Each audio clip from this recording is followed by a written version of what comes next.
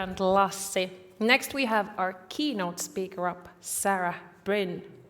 Sarah has worked with games, technology, and immersive media for over a decade, leading strategic partnership with the George R.R. Martin-backed experience design company Meow Wolf, driving an EU research project about games and play in museum, leading Autodesk's digital fabrication residency program in Silicon Valley. But did you know that she has curated an art exhibition to outer space? I think that's something. She's taking us home to the Metaverse. So, Sarah Brin, the stage is yours.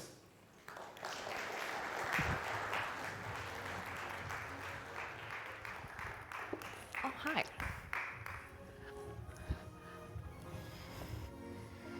Great. Awesome.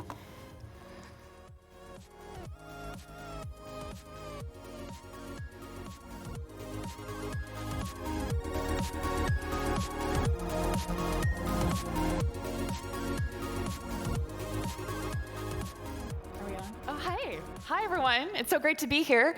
Thank you so much. It looks like we're almost. Oh, yeah. Thank you. So my name is Sarah Brin. It's great to be here. Huge thanks to Assembly and to the Finnish National Opera and Ballet for having me. This is my great privilege to be back in Helsinki for a second time. I was able to speak at an earlier Opera Beyond conference. So it's a real pleasure to be here with you today. Also, additionally, as someone mentioned earlier, this is my first time kind of being out in real life for like 2 years. So it's great to see you.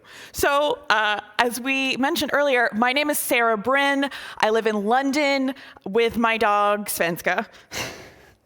I work with emerging technologies to build immersive story worlds. And today we're going to talk about what that actually means. I've worked with some of these organizations and entities that you see up here.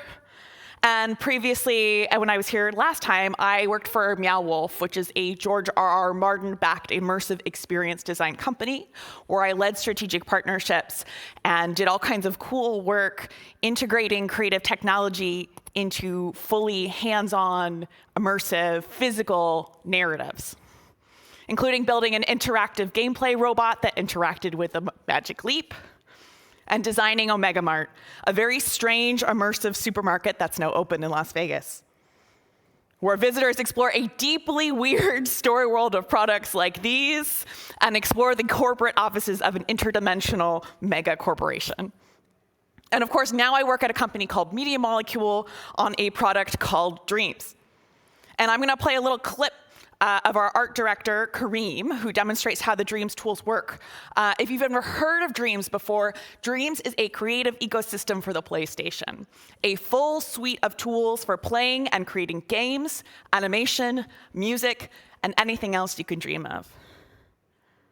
So for those of you who are more accustomed to working with game design tools like Unity or Unreal Engine, this might look a little different to you. But as you can see in the lower corner, that's Kareem, our art director, using the PlayStation Moves to actually design this environment on the PlayStation. So this is a game design tool that you use on a console. And as you can see, it's entirely a gestural visual programming language. All the coding you're doing is through icons and using your controllers on screen. So it's a pretty fast and intuitive way to create worlds that I'm pretty excited about. And at Media Molecule, what I do is I'm the senior outreach producer. So it's my job to work with partners like these to apply Dreams to different types of creative use cases.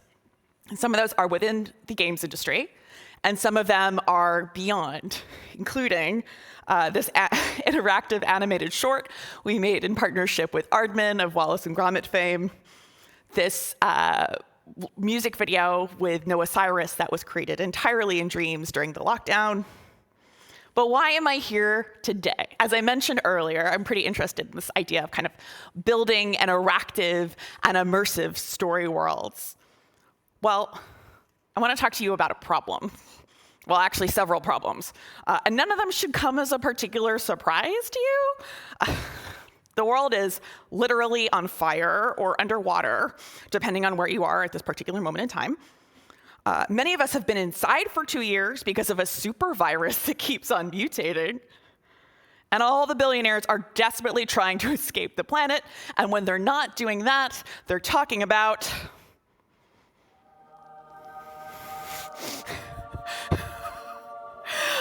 the metaverse. And this makes me a little uncomfortable.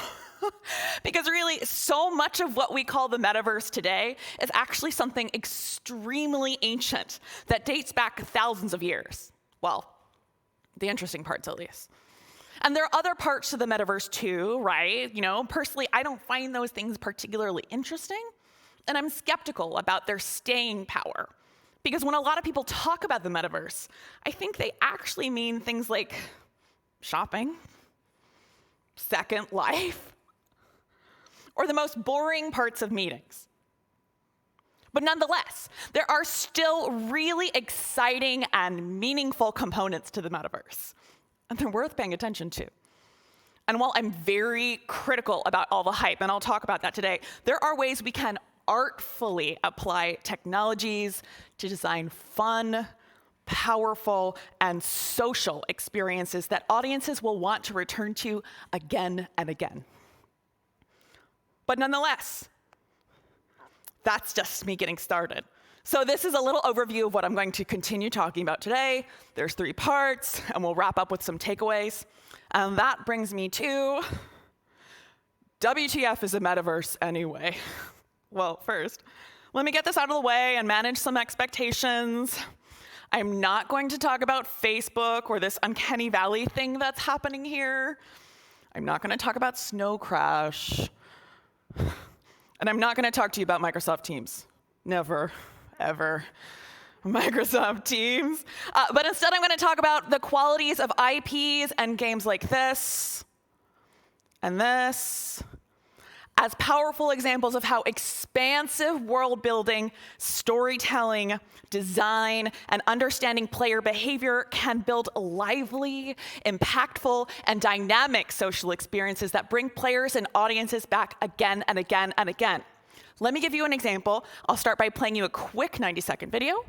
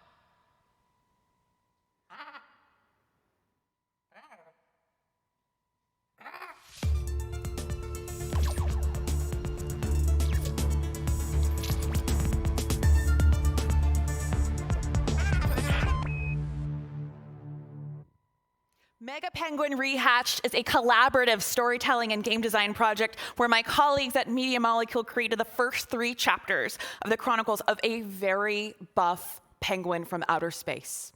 Simple. And they deliberately left this game unfinished, giving players the opportunity to design and submit subsequent levels in dreams and choose Mega Penguin's fate. MM provided the community with a collection of assets that anyone could use to build those levels. And over time, they will continuously pick the best ones to be officially added to Mega Penguin's Rehashed Adventure Mode. It's simultaneously an in-game event and celebration of our community and their immense emergent creativity. And we literally have no idea what will happen next. And that's part of what makes it so fun. Okay, so another quality of the metaverse that I want to talk about that I think is so powerful is non-linear storytelling. If you've ever seen a Marvel movie, you'll know that it doesn't really matter what order you watch them in, and I'm sorry if that's deeply sacrilegious to anyone in here. All of the characters and plot lines overlap in really interesting ways, and if you're a super fan, you'll notice these kind of really lovely Easter eggs that are kind of dispersed throughout the Marvel world. And in those ways, the Marvel Metaverse uses non-linear narrative really well, actually, in ways that allow the audience to discover information in different sequences, building an understanding of how all the different pieces fit together. They build their own theories and speculations and develop long-term relationships with characters. Now, when I say non-linear narrative, I mean opposed to this, which I think a lot of us will probably be familiar with because it's sometimes called the hero's journey. This just means a story has a beginning, middle, and end. There's a conflict in the middle, whereas a non-linear narrative or metaversal narrative would look a little bit more like this. So what you see here is you see these kind of nodes where characters and conflicts and objects come together. Now there's no beginning, middle, or end. It keeps on going. So you can discover it in any order. What this means is that there's a sense of exploration and discovery here that can feel really empowering to the user or audience or viewer, whatever you want to call them. They're piecing their understanding together. And these big, expansive, nonlinear stories are part of a historic and ancient tradition, almost as old as humanity itself. Which brings me to my next point. There's always been a metaverse. And the vast story worlds of ancient and folk mythologies, starting with oral storytelling in nomadic societies, are metaverses themselves. And as we know, a lot of mythology is full of powerful, capricious, and extremely horny gods whose chaotic behaviors show us that the world isn't always fair. It doesn't always make sense, and that it can be very perilous and wild. And in mythology, just like Marvel, we have a broad cast of complex characters who appear and reappear and disappear in immersive story worlds, forming alliances and nemeses, and we pick our favorite characters who we identify with and root for, and ship. And again, when we refer to metaverses as immersive story worlds, we might think of immersiveness as a very kind of new, contemporary kind of phenomenon. But when we look at, say, the cave paintings of Lascaux, right? One of the earliest forms of known artwork that we've discovered from the prehistoric era, these are immersive artworks too. If you think about what it would be like to experience the Lascaux cave paintings during the time in which they were created, it's not just about the visual images that you'd see here, right? You'd probably be together with your clan or your family, you'd be inside the cave itself, you'd be gathered around the fire. So it's really a multi-sensory experience. You have the warmth of the fire, you have the echo of the cave itself, you have the sensory experiences of being close to people. And it's a whole environment. We have a really bad habit in art history and contemporary modern Western society to isolate a particular image to tell just one part of the story, when in reality, things are much more complex. And actually, when framed correctly, people respond really, really well to that complexity because it's richness, or if you want to talk about it in tech terms, it's a 360 experience. And in nomadic societies, the role of the storyteller played a much, much more prominent place in society. Not only was storytelling a form of entertainment, but a way of knowing and understanding the world. And that's still very, very true today. Okay, what do I mean by that? There are real, tangible, social utilities of storytelling. Perhaps first and foremost, very simply, to keep ourselves alive, right? So like cautionary tales that teach us to avoid making stupid mistakes, knowing what kinds of things might hurt us, or which animals might poison or kill us. Also, the stories we tell play a huge role in teaching and affirming cultural norms and values. These stories are entertaining, but also morally loaded on how to behave and what kinds of behaviors are and are not virtuous. Like the idea that the slow and steady tortoise always wins the race against the hare. Never expect a tiger to change their stripes. Never expect someone to change who they are. And in the case of the rule of Janta, I know I'm in Scandinavia, in Axel Sandamos' story, never draw attention to yourself, never think you're better than anyone else. Sorry. And if you think contemporary media doesn't have these kinds of messages and moralities, I'd encourage you to take a second look. And of course, stories remind us where we come from, who we are. And they tell us why the world is the way it is, like origin myths that explain how the world came to be, or in this case, Romulus and Remus and the origin of the story of Rome. But perhaps the utility of storytelling that I think about the most is, how can storytelling help us imagine a more survivable future? A future in which humanity can become truly connected, verdant, and just. Or alternatively, how can storytelling provide us with rest, a respite from this exhausting, perilous, and terrifying world that we live in? Neil Gaiman responds to this quite thoughtfully, I think, and he says, I think that pretty much every form of fiction can actually be a real escape from places where you feel bad and from bad places. It can be a safe space you go, like going on holiday. And it can be somewhere that, while you've escaped, actually teaches you things you need to know when you go back. That gives you knowledge and armor and tools to change the bad place you were in. So no, they're not escapist. They're escape. And I think that's really worth thinking about. As someone who creates media and sometimes things that reach large audiences, I think about how challenging it is to balance entertainment with a socially responsible message. If you couldn't tell from my accent, I'm originally American, and America is messy at best. But also, if you've played like a lot of games for change or any kind of project that really kind of forces a social message at you, it can feel boring, it can feel like work, it can feel exhausting.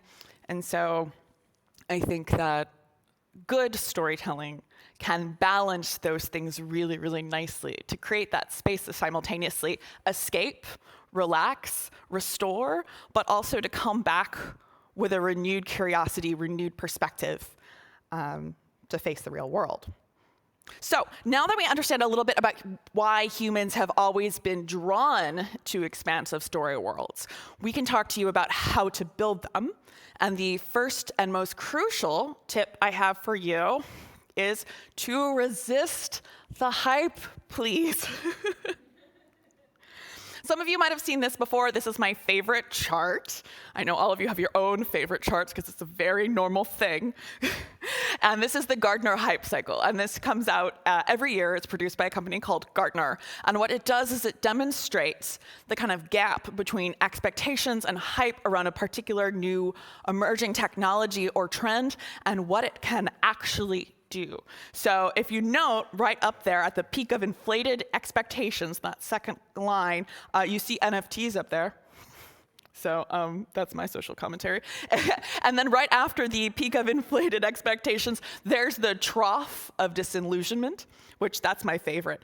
But yeah, as you can see, like there's all of this new technology like generative AI, augmented software engineering, decentralized identity. These are all things we're really, really excited about. And I think it makes sense to be thinking about these things. But also at the same time, we need to not get lost in the technology itself, but instead think of what we actually want to have happen in the world we want to build, the responsibilities we have while we do that. And as far as the metaverse is concerned, I thought this was pretty spot on. I think we're at like peak metaverse overload right now, which is part of why I feel it's a little important for me to come in and just be like, slow your roll, metaverse. So right now we're having this cultural moment where we're horrifically overusing the term metaverse to the point where it's basically meaningless. And it can mean shopping malls, PowerPoint presentations, social spaces, and yes, also storytelling. But as creatives, as designers, as technologists, we have to ask ourselves, what do we actually want? How do we actually want people to feel? What do we want ourselves to become? What is the world we want to build and build together? That brings me to my second point. This should come as no surprise, but humans crave connection with other humans. May I note, we are not craving ways to have meetings. We are not craving finding new ways to shop, but we are quite desperate to meet this basic human need. Friendships, the feeling of being truly known, feeling loved, feeling true connection. And especially now, right? I think most of us, if not all of us, have become much more familiar with loneliness in the past year. And we know from studying game design that collaborating together on teams, solving problems and puzzles in games like MMOs, RPGs, any kind of online space where you have people come together is a real and meaningful way of building connections with people, even if you're on the other side of the world from each other. I always really like to talk about this project. Some of you might be familiar with the idea of alternative reality games, or ARGs.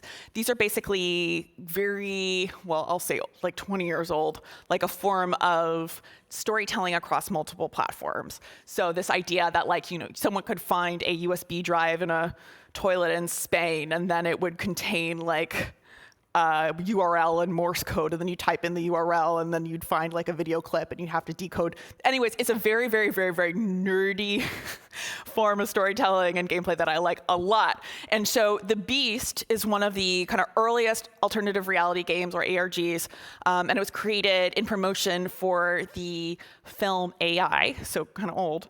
And in the process of, okay, so the thing about ARGs is that they're often quite expensive and very large to build, but there's also a funnel, right? There's a funnel of players, because if you're going to solve really intense puzzles together, a lot of people are going to drop out during the process. So it's good to generally start with like a big spectacle that gets media coverage. I'm going on a little tangent, but this is important. So a big thing that lots of people will see, but as you start to get more granular into the puzzle solving, your player base is going to get smaller and smaller and smaller. That's okay. The players you end up having at the end are super, super, super, super dedicated super fans who are playing just hours and hours and hours, and they're starting subreddits and all of this stuff. So anyways, some of these people who were playing the Beast ARG, two strangers, came together on message boards to solve puzzles related to the game. They eventually ended up getting married because of the connections they formed while playing. They had never met each other before.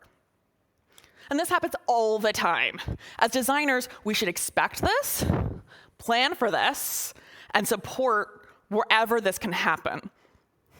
And of course, I have lots more to say about this, but for the sake of time, my last and final point is build team identity.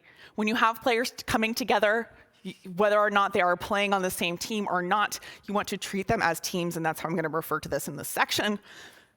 Behavioral researcher Jessica Outlaw says that cultures form anytime a group of people gather. So if you're thinking about an MMO, or something on like Fortnite, when you have teams playing together, whether it's a short time or they're playing again and again and again, you have created a culture there. To make a team feel unified, create new symbols for your group that have meaning.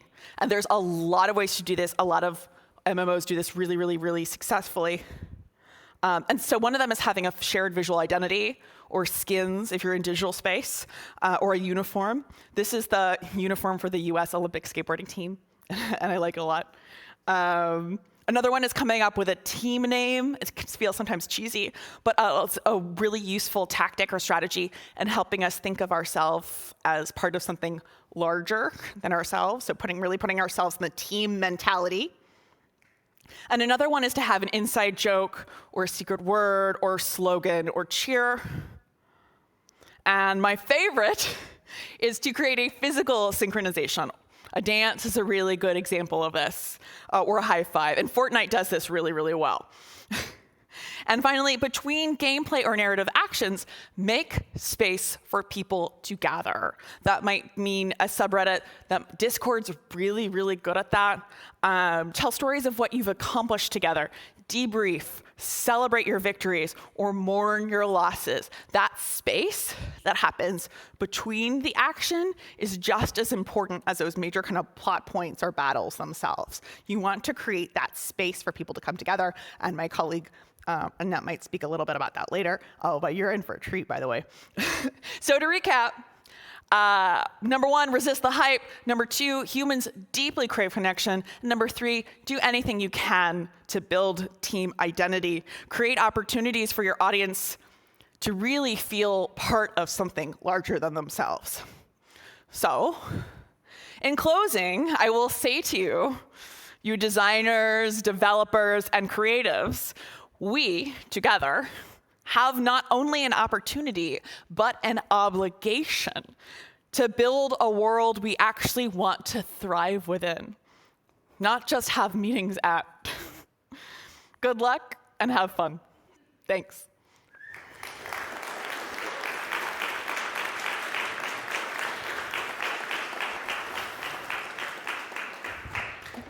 Hi, Sarah.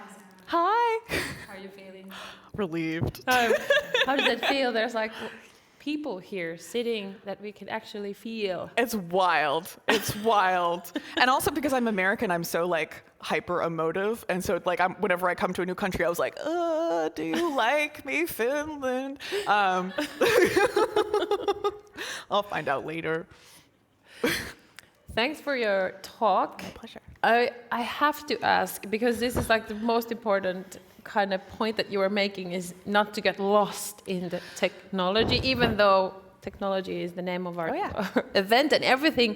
So do you have any pointers on how to resist the hype? Do you like do some kind of activities, go to the woods, or do you have any tips on if feeling like going up the curve and being really enthusiastic on, okay, we're going to take all this technology now? That's a great question. I like that a lot. Well, I think that something like a design practice that I really get behind is paper prototyping. So basically, if you are going to design a digital experience, you should be able to design it in paper and pencil first. And so when I've talked to people, to talk to clients about this, we're like, oh, but we cannot just make an iPad app and then just test it. And I was like, yes, but you can have a piece of paper and write iPad on it and go boop, boop, boop. And once they were like, I don't know if we can do this. And then one time this client came back to me and they said, Sarah, we tested the experiment and it was very boring. And I was just like, you're welcome. Like, how many thousands of euros did I just save you? So paper prototyping is a really, really big one. I would also say thinking about your end goal, thinking about your experiential goals. I think sometimes when people develop projects, they're like, oh, we've got this AI, let's do something with the AI. Where really, for me, my design practice starts a lot more with the experiential goal. So how do you want people to feel? What do you want people to be able to do? And start thinking about that and be like, okay, well, there are technologies that exist already that might actually be really good at serving this. Technologies that are older and actually more reliable, less likely to break. I know we have a lot of creative technologists in the audience, and like, how fun is that experience when you're setting up the night of and you're like, oh my God, it crashed. I'm deeply familiar with this experience. But yes, so sometimes actually like the less sexy tech is gonna be the more reliable tech. But by all means, test early and test often. I'm a big fan of that, whether it's prototyping or whether it's lateral flow tests. But don't be afraid to share work early in your process. It's okay to show things that aren't ready or aren't done or aren't perfect. That's the only way you're going to move them forward to make something that actually works. Sounds good. How about who should participate in the discussion of what the metaverse is going to be? Oh my God. So my big concern, we talked a little about this before, is that my big concern is that the rich guys, and like I literally mean guys, are shaping this discussion primarily. And of course it makes sense. They have the time, they have the money, they have the resources to shape this. They have these huge companies behind them. And I think a really unfortunate side effect of this is that you have like regular people, so that might mean technology non-experts, that might mean teachers, that might mean kids, it might mean older people. Who are like, oh, I don't know about technology. I guess I'm just going to leave it to the experts. No, because that means you have technology that's driven primarily by business and the military.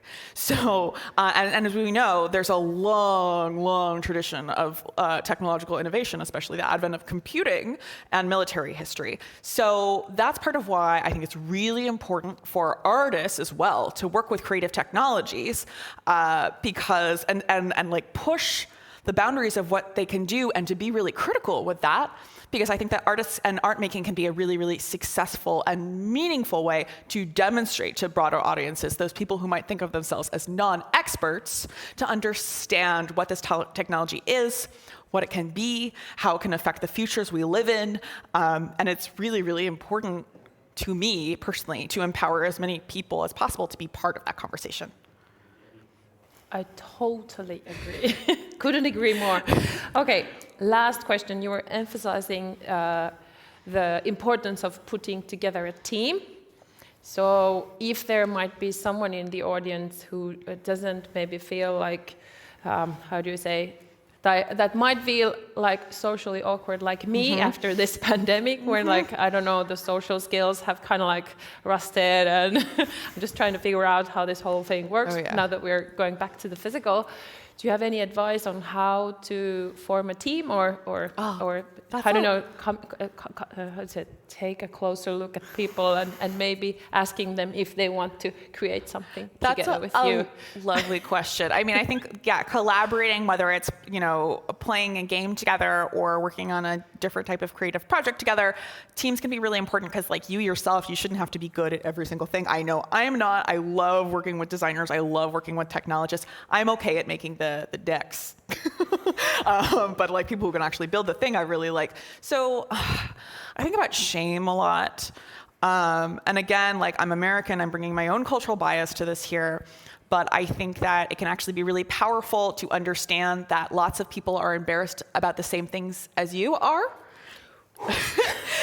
And so lots of people are also I'm in that same boat of being like, oh, how do I talk to people? Like, who's going to be my friend? So it's, and I think digital tools can be really good about this. Hopping on Slack or on a Discord channel, be like, hey, I'd like to get together a team to do this, or a D&D campaign or whatever. I also think that, like, if you are one of those like lucky, fortunate people who feel confident, or at least can perform confidence in physical spaces, if you see someone who looks like they're having a hard time, like, it's always cool to walk up to them and be like, hey, how's it going? And like, sometimes people don't want to be. No, sometimes people just want to watch. But I think sometimes people also really appreciate that kind of like active reaching out. So something for you to chew on. Consider kindness and boldness at the same time if you're thinking about starting a creative community, reaching out, playing something new, exploring, making connections. Thank you, Sarah. Brin. Thank you. So, live audience can clap. This is weird. I try to remember this. So anyways, next we're going to have a short break. And here at the Opera House, there on the foyer, we have the intermission music compa where you can actually hear the entries. So if you're going to the foyer, open your ears and you can hear the entries on the foyer. We'll be back 5:20. So see you here 5:20. Let's continue then. Thanks.